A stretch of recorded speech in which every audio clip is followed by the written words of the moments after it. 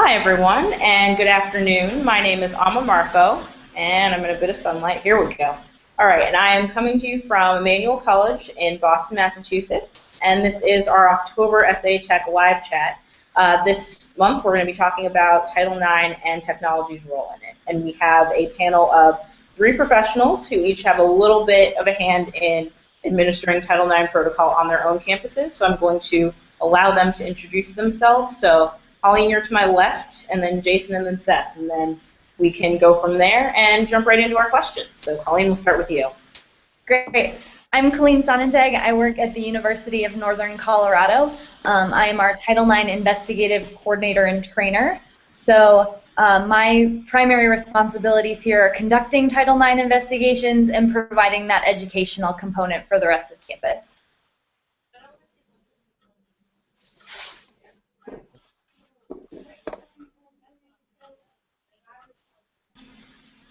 All right, Jason, you can be next. Hello, I'm Jason Meriweather, Vice Chancellor for Enrollment Management and Student Affairs at Indiana University Southeast. Oh, that was my beep, forgive me. On campus, I collaborate with my colleague Seth, who you'll meet in a moment, and work with Title IX in a number of ways through students and administrative and faculty training.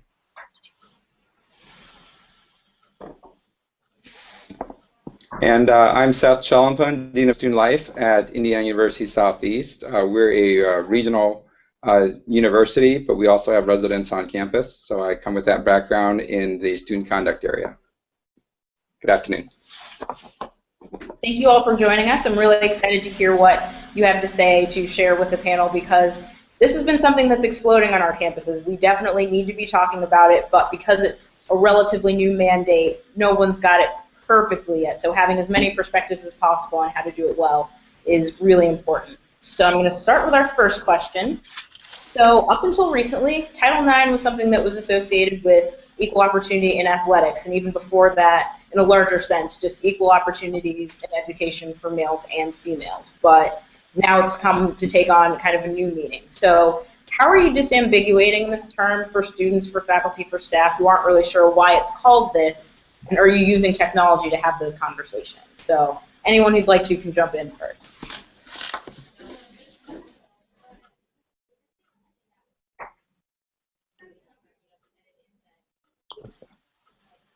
I guess for us, this is something that is one of the first things we talk about in Title IX trainings for this, is trying to clear up that misconception that Title IX is only about athletics.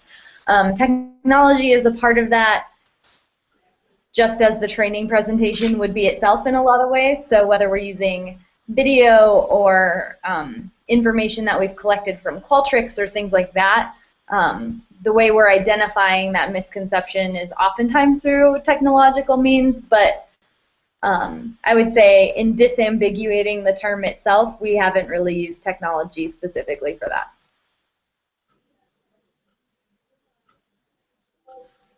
Go ahead, please. All right, I would say for us, the process has been to broaden the spectrum from just sexual assault to the sexual misconduct spectrum. Therefore, we can pull in more of Title IX as far as dealing with sexual harassment and other things in between. We've used some of the technology that we've normally used in the past with our broader student population.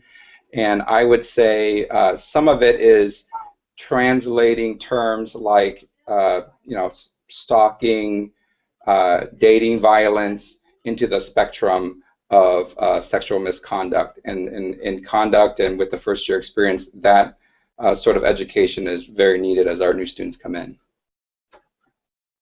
I think the other element of this in terms of students is also looking at how we use elements of technology to communicate with and teach faculty who engage students as well. Many times we limit it to a student affairs perspective and in terms of just kind of the general perception. When we actually go into implementing Title IX policies and strategies and really trying to mitigate issues related to Title IX laws, new stuff coming from OCR, Office of Civil Rights, Also, finding creative methods of using technology to educate those faculty who may observe things, have reports, information shared in classrooms, and that also goes in the way that we work with academic advisors. And I know that comes in later questions, but it's really about how are we leveraging those quality touches with people who interact with students who may receive information related to Title IX, and empower them to have systems to easily and quickly report, and having creative ways to touch them that we may not catch them in a meeting, in a room, or a training on a given day. I think those are really good points, and you made me think of our web presence being a really important part of that, and including all of our definitions for what each aspect of sexual misconduct means, how we as a campus are going to pursue these cases and things like that. The more information we can have out there on our website, the better. And so I think updating that very frequently and making sure that's clear is really important. I'd also add perhaps partnering with your student media. They might not be on it the first week, but they're also monitoring things that are happening, and you know, maybe when we're in the news or when we're in the searches, they're also searching, and they're also looking for, you know, what to put up in front of the student body. And so if we're able to do some partnerships with getting the word out, or to push them from the media into some of the compliance literature, resources, campus support, community support, they're more likely to think it's important when both the administration and the student publications are you know, making the story. Sure. And I think we've actually led, in a way, into the next question. So talking a little bit about how are you seeing technology used to convey this information. So things like definition of what constitutes sexual violence or sexual assault, how students be safe if they're trying to avoid these situations from happening, what resources are available to them. So what programs are you seeing being used? What platforms are you using to kind of inform students? And are there any ways that this type of content, being as sensitive as it is, are conveyed differently from other things that are conveyed on other platforms?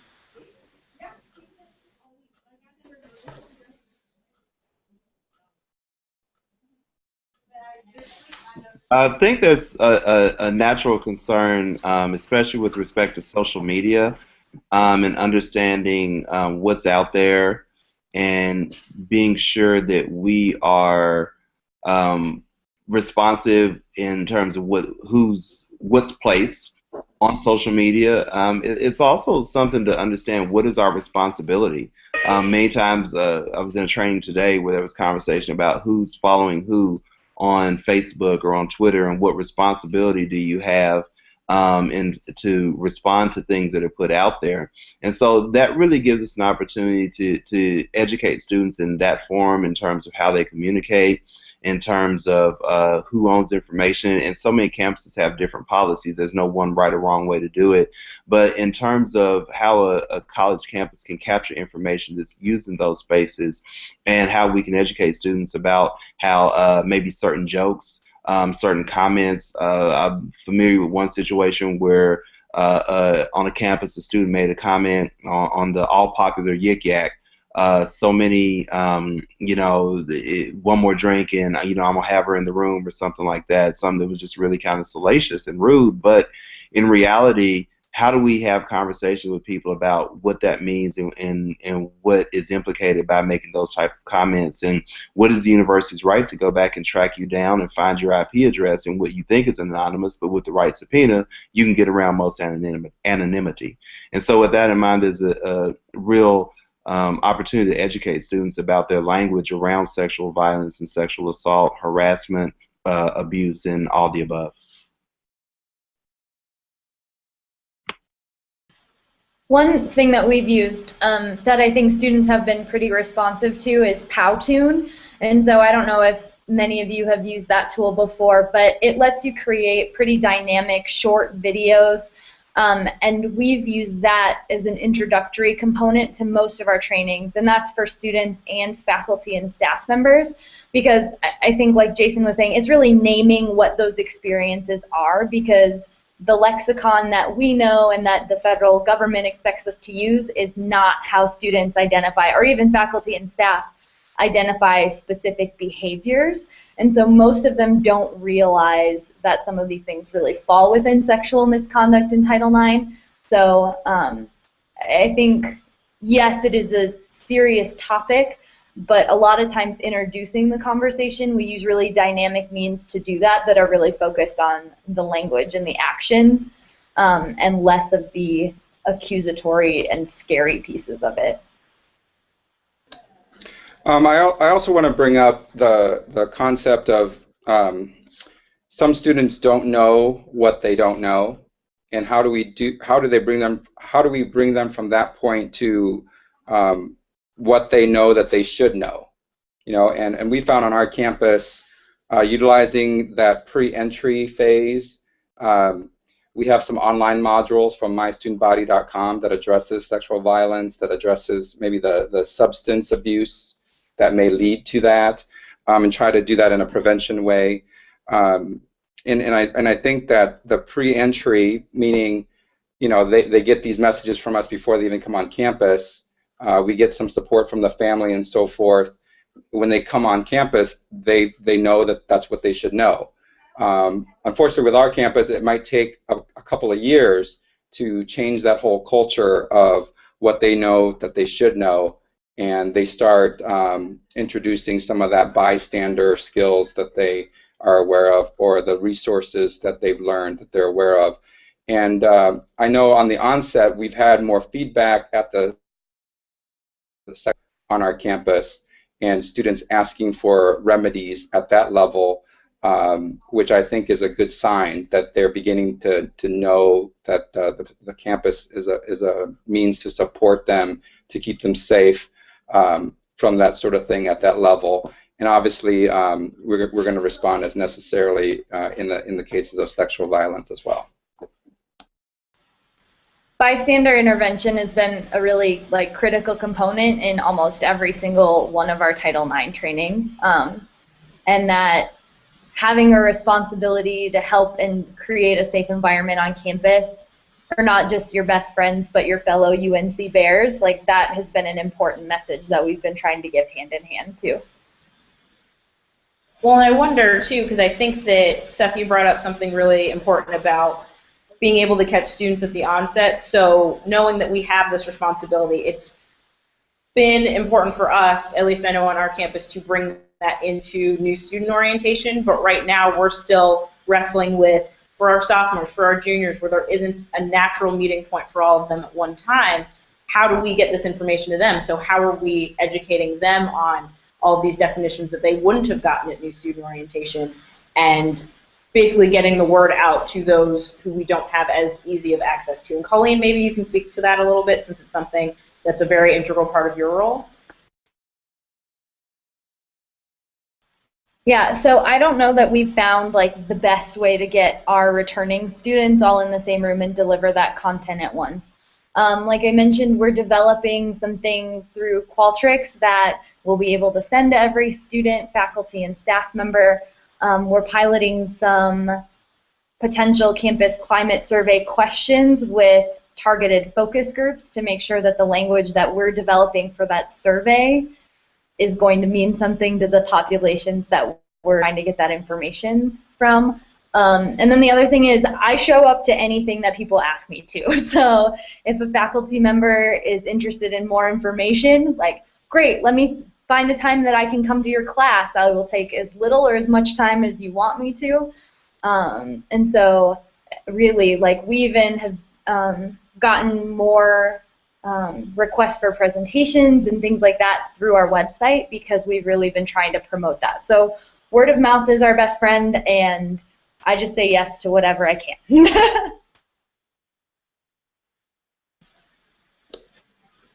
I would say a couple of things are at play. I think one is leveraging what I call academic currency. If we have partners across campus in those general ed courses that are multidisciplinary, with different students from different majors, and if we can connect that to one of their curriculum objectives to support an event. Second, I would say I don't know if this is a real term, but like like a flash awareness day, where it's just not like one department doing awareness, but we get multiple departments from residence life to the police to student services to the wellness, and we all do something towards that for that one day. It promotes it more across the campus.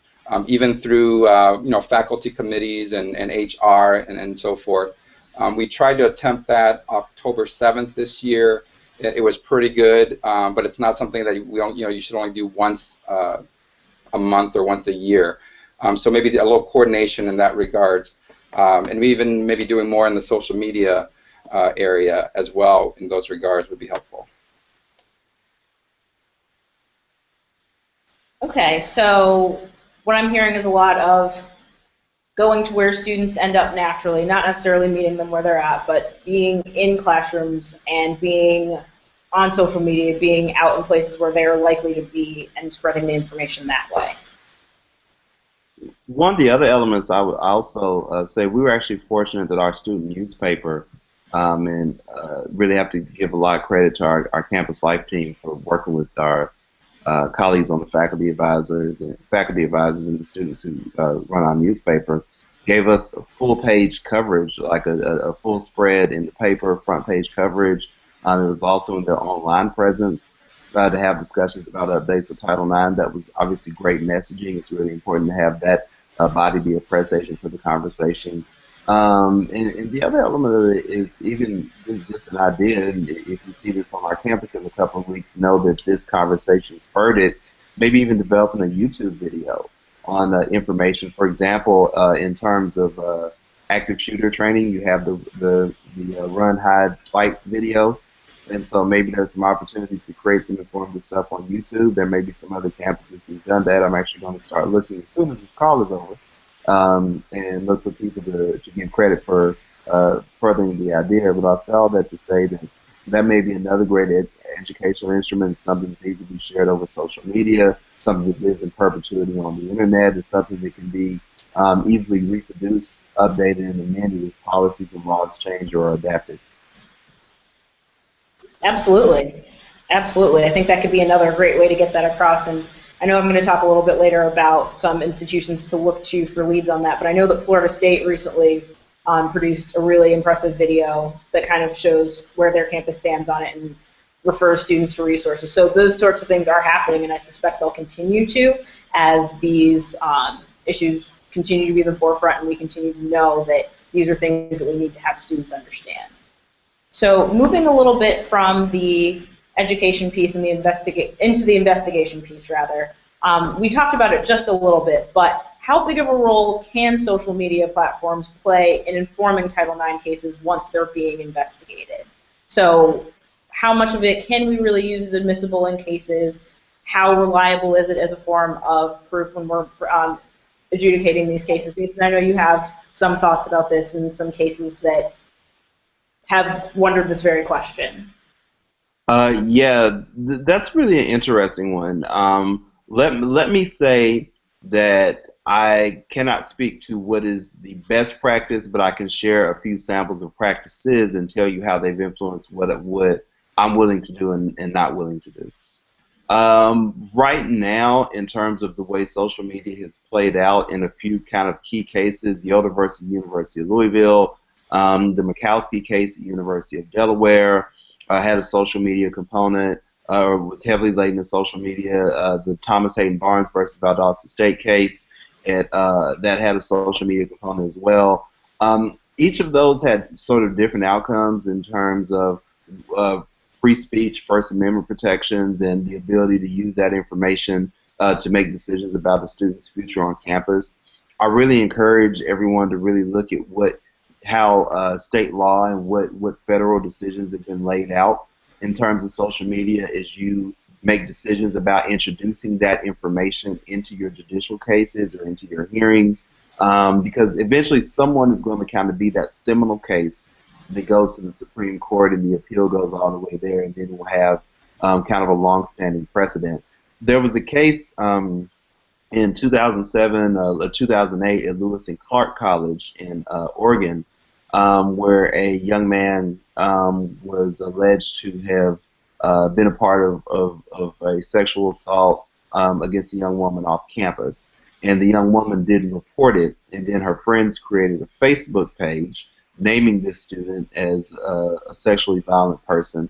And when the university became aware of that Facebook page, then ultimately the young man was eventually brought in, dealt with, and eventually suspended for a semester over that. And I say all that to say is there are certain campuses where that can work, and there are certain campuses where that could not work based on policies that exist. And so it's really a matter of understanding both how your law works, how your policy works, and most of all, what precedents exist so that when you get sued, you'll win the case.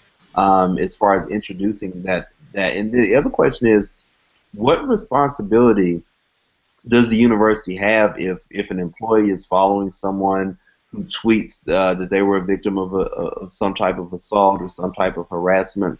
What responsibility does the university have to go back and say, hey, we've got this information, we're going to go back and act upon it and consider that a report?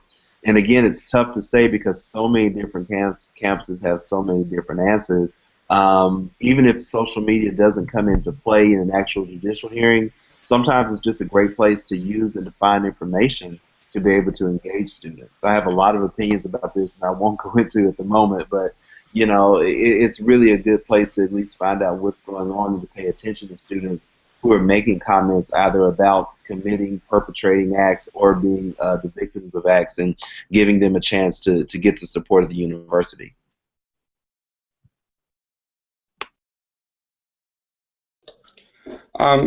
What I would add to that is, you know, I think schools should be aware of Clary and needing to inform the university of the violent incidences and so forth, and that might catch on this in the social media.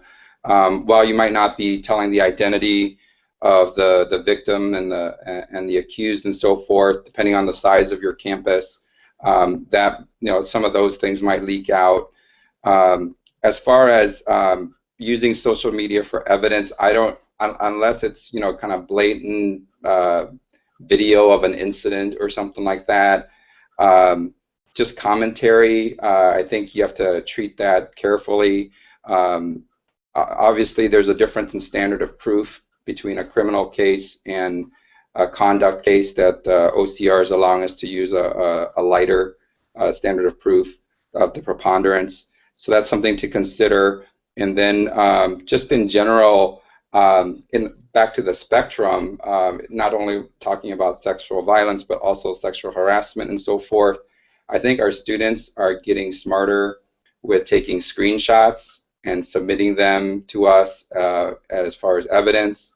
And I think that if we're able to look at you know, patterns of behavior, a lot of these social media pieces, they have the dates, the times, sometimes location, you know, with the GPS and everything like that. So I think there's some things to consider, certainly something to verify with the accused as well, you know, and so I think we have to do our due diligence in the investigation process.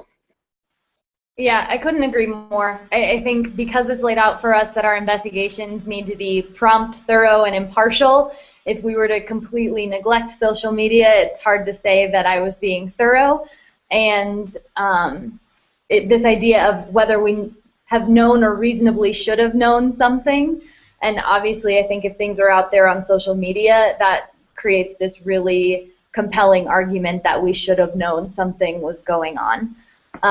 In terms of reporting, I think something that's been really helpful to talk about how great it is to have those screenshots and things at hand is using our online reporting form.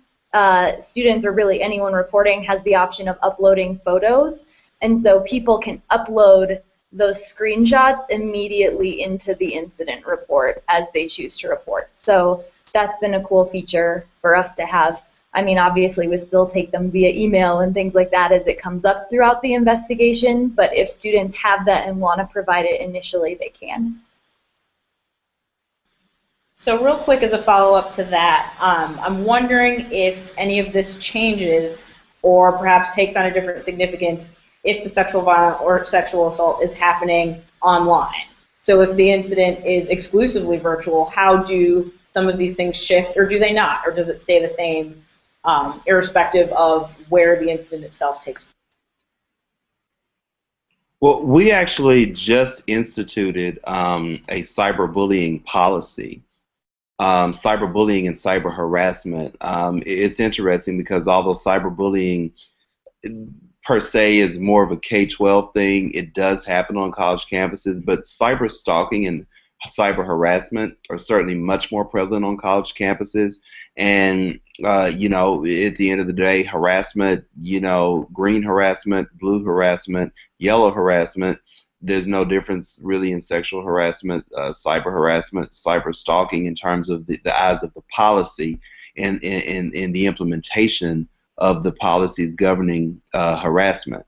And so with that in mind, it gives us an opportunity to say that although we may have different ways that we support victims, there's obviously some differences there in how we are able to support our victims, how we're able to use evidence and everything.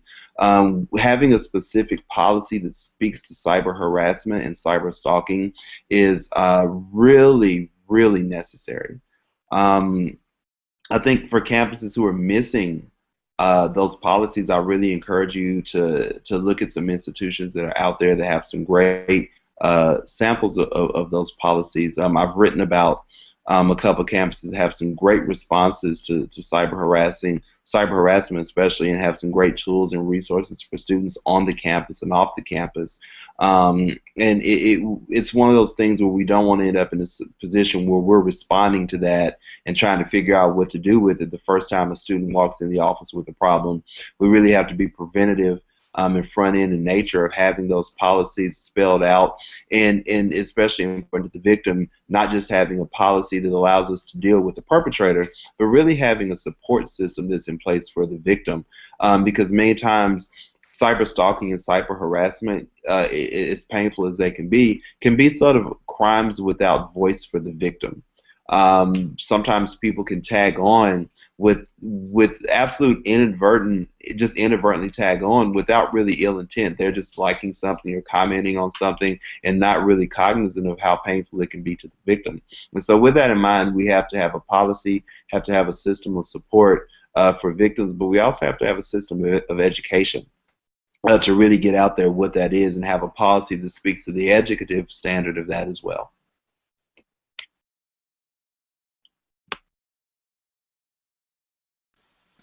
I think this is something that we're really trying to work on. One thing I'm excited about is that we have a staff member from Extended Campus who works with all of the online programs and the campuses that are not located here in Greeley, Colorado with our main campus. And so we have a deputy coordinator for Title IX Extended Campus, and I'm really excited to see how that role evolves and how much her influence in those areas can really assist with this. And I also think just pushing out the concept of the see something, say something that we sometimes see in public, as far as just looking at our own personal safety. We've extended that on our campus and have gotten anonymous tips about students concerned for other students. And again, it could be just you know, watching a chat or a Facebook conversation, and they see something and they bring it to our attention, or they, and in a couple of incidences, we've had follow up with the actual, if you want to call it victim, or bring it up, but after they've contacted one of our support staff, they actually wanted to do some sort of no contact arrangement with the accused student and so forth. So I think more of that, you know, this is a community responsibility mentality. It's going to work, be it a physical campus or an online community. So to that end, not just talking about students, but now bringing it into the larger campus community, how can we use technology to help faculty, staff, other administrators learn how to respond? So on one hand, having an idea of how these cases will be investigated, but to other staff members or faculty members who may be taking testimony from students, or maybe learning how to get that information to the parties that will then start the investigation. How can we use technology to inform them on the best ways to go about this, best practices, other ways that they can just do it effectively and being considered of student needs? I think this one is really important because they have oftentimes the first touch. I'm really a believer that there are no two groups on campus beyond RAs. If you throw in academic advisors, those three groups probably have the most frequent touches and have the most opportunities to pull in information from students and to kind of understand what they're saying, to hear some of that information and sort of be that first line of defense for referral and for response. And so with that in mind, having as many outlets as possible, having options for digital reporting, having tools for them to easily share information, and having training resources that exist through technology. Many campuses, different things like Encores, Blackboard, where you can set up trainings that are available to members of the campus community, and using those resources to set up training information, videos, things that we can purchase, things that we can create within our own infrastructure, and using the training frequently, robustly, and again, early. The worst place to be in any element of Title IX is in the reactive position, and so it's really important that we provide this information on the front end.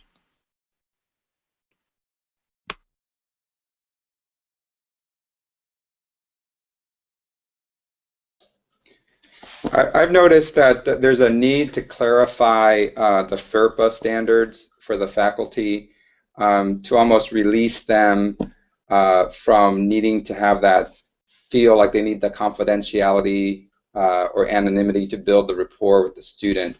I've noticed that with our faculty, that once they figure out that it's a legal obligation to be a responsible employee to report those things, they feel better. And another piece, I think, is we all have our professional associations that we get information from, and I think the faculty are getting some recommendations and news from that end as well to support this entire movement to make our campus safer and a better support for victims. And so I think those two things are good, and I would say for campuses that aren't rich in resources like us in the sense of Title IX coordinators and so forth, these policies make you designate a Title IX person, and just identifying that person, actually explaining what that person's role is, where before it wasn't like a natural thing for faculty to deal with. We were opened earlier that maybe that's something where, in athletics they think Title. In the faculty realm, they haven't really looked at, okay, this is my Title IX person that I'm reporting these things I hear to, and FERPA is no longer applying per se to these cases in a sense of like, they should be reporting to the Title IX coordinator. Obviously, FERPA always applies in some form or another. But I think those three things really will help our faculty free up to share some of these conversations.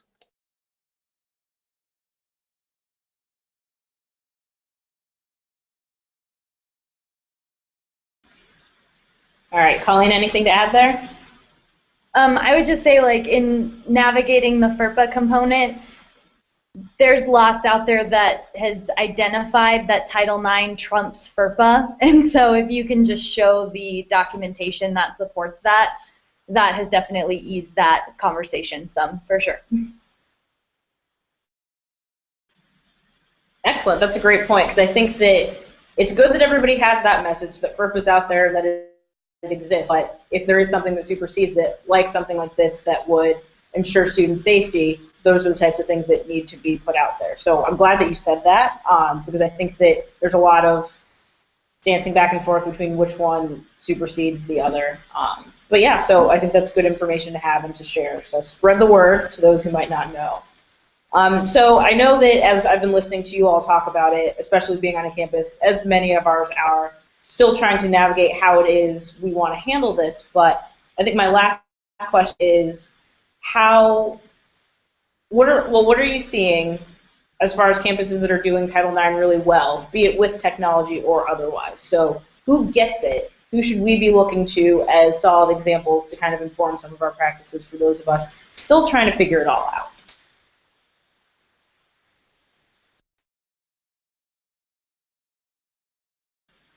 You can say your own. That's fine.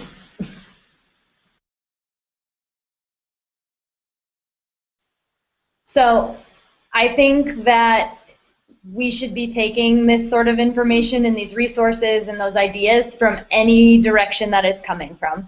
I think each campus will have such different needs based on staff and faculty dynamics, student population. Like, I don't know that it's easy to say there is one person or one institution that's doing it the best and we should follow them. We obviously have the institutions that have already gone through lawsuits, and so they have had to amend their processes and procedures, and we can see a lot of that information publicly. But I don't know that there is like the one really shining star that I can reference, because everyone is trying to figure it out for themselves. And so I think experiment with a few different things, pick and choose based on your student population, and Google is your friend. I'd like to say it's hard. Well, first of all, I'm jealous for the institutions that have the full-time wellness center, prevention specialists, and so forth. And I think that is definitely an asset to have in these sort of things. But at the same time, I also see a need. At some point, someone's going to ask us, "What are your metrics? How do you measure who gets it, who doesn't get it?" And then that everyone got it, and so those I think are some two key metrics. One is, how are we distributing? Are we actually distributing the information to everybody? And I'll leave that question maybe for Jason. He's really on our campus has been talking about ways that people can track communications and track how often and who opens what and so forth. And I think some of the institutions are using that as part of the making sure that information is distributed. And then the other piece is ways that we're programming. Are they evidence-based in whether it's a pre-test, post-test system of some sort, whether students have to pass a quiz, that sort of thing. At some point, we're going to have to show that whatever we're using is effective.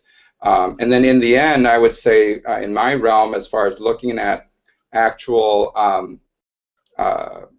violations of our codes, a lot of my colleagues were talking about, the more you make these resources aware, you're going to see more of your sexual assault code violations and so forth. You're going to get more referrals. I think the university council was talking about that too. And I would say that for campuses, let's not just look at the one stat.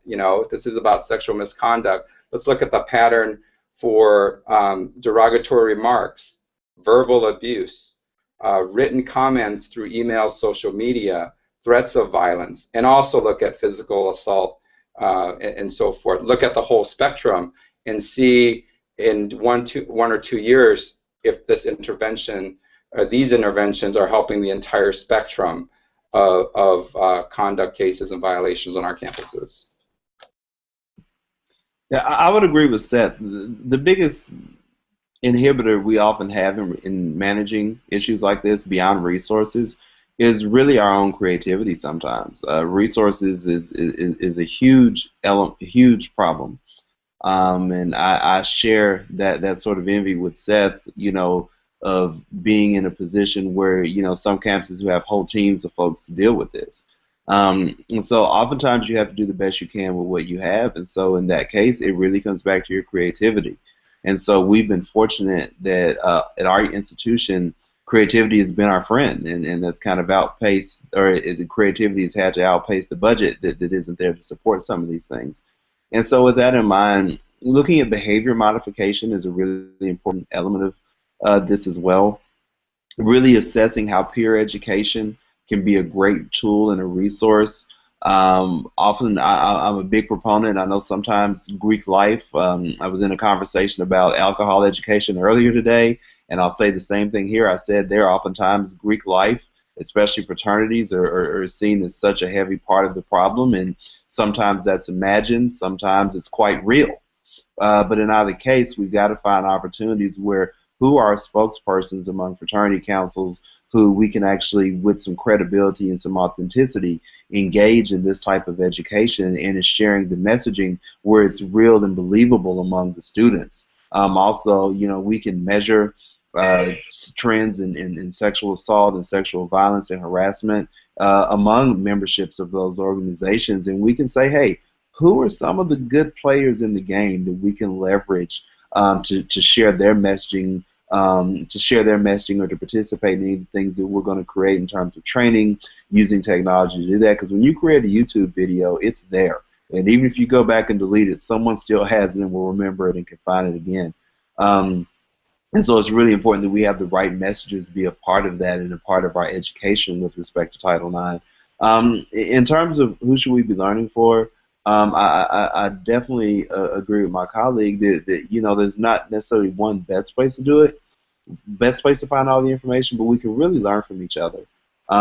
We can be teachers, we can be colleagues, we can be sounding boards, we can share ideas and resources. And this is the place where we're still developing best practices. I believe very heavily in the saying that there's nothing new under the sun. I think that, however, every once in a while you get a chance to develop a ray of light. And so this is a case in time managing Title IX where we have an opportunity to really shape something that is new, something that's innovative in terms of how we educate our students, how we further this conversation, and how we use technology to support the messaging and the training. And so if there's something that's out there, let's refine it. If there's something that doesn't exist, let's create it. But again, our limit outside of budget is really our own creativity.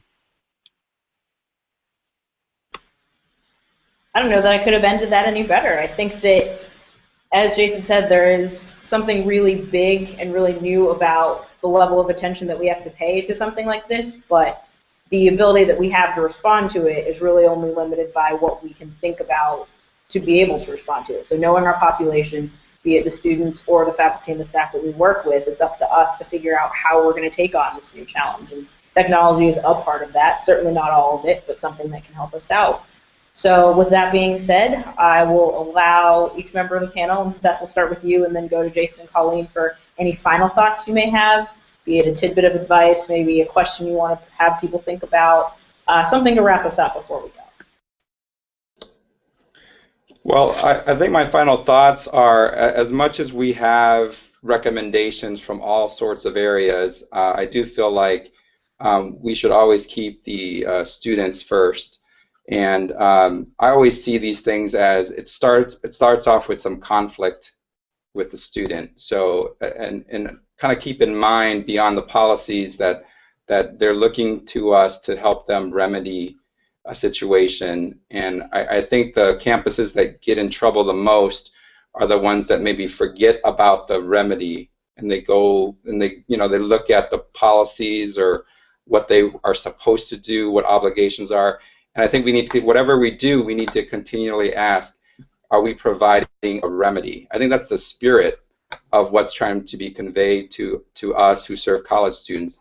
Are we helping them with their remedy to a sticky situation, that they, be it sexual harassment or dating violence or whatnot, and to keep that remedy at the center.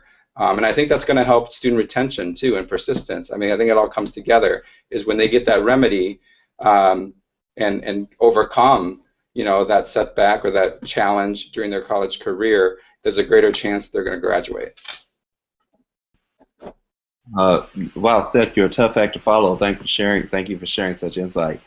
For me, my summary statement is really simple. I hope it's really.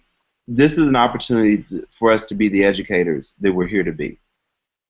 There are so many times where as student affairs professionals, we are often fighting for our position as educators. We're having to remind people that there's an academic discipline and an academic discourse that supports the work that we do. With many of our colleagues on campus, sometimes we're stuck in that position. This is one of those opportunities where it is so clear and evident that as student affairs professionals, we are a part of the solution and a part of the development and a part of the engagement and the interaction that simply can't be left out of the process. And so we really have to leverage our opportunity to educate and our opportunity to be the leaders in shaping our campus's response because of our ability to go into classrooms.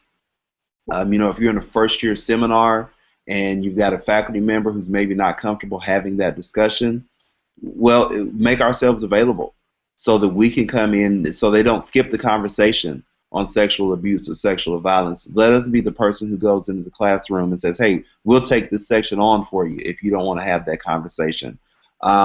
This is our opportunity to go in with student leaders and to engage. And in addition to education, there's no better opportunity to collaborate. Right now, we have legal counsel, Title IX coordinators, presidents, chancellors, provosts, vice presidents, deans. Everyone is trying to figure out how to respond to this. And so this gives us no better opportunity to collaborate. There's no better opportunity to collaborate that I can think of than this moment with respect to Title IX. And so in my final thought on this, look for every opportunity to be the educator, be the resource, and for every opportunity to collaborate, to be a part of resolving the way that colleges and universities are managing Title IX right now.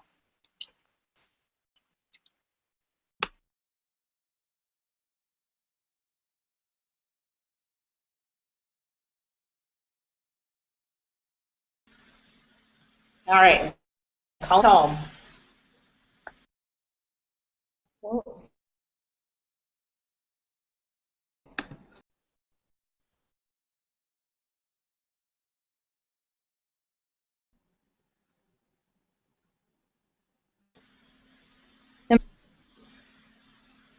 Yep, we got you. Okay, great. Sorry. I think I would just, as soon as you find any resistance, really go back to what intent is. Like, our intent is to create a safer space for all of our students. It's hard for anyone to argue with that. So if you approach it from that lens and really do what you can to talk about creating a transparent process, I think that transparency shows a lot of support and your intention to really carry that out in the way you say you're going to. The trust that you can build among your campus partners from that is really important. And yeah, I think just going back to what this is all really about, which is that safe space.